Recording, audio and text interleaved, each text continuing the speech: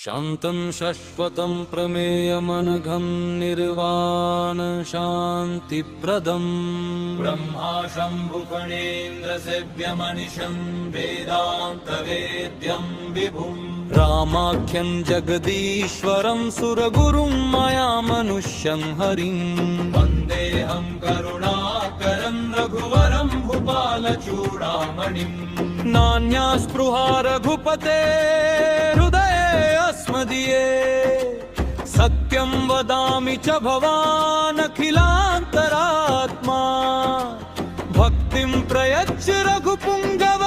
निर्भरां मे कामादिदोषरहितं कुरु मानसञ्च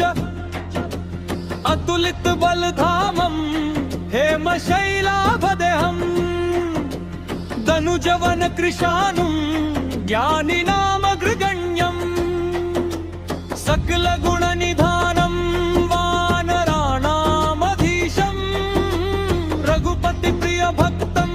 वातजातं नमामि रघुपतिप्रियभक्तं वातजातं नमामि रघुपतिप्रियभक्तं वातजातं नमामि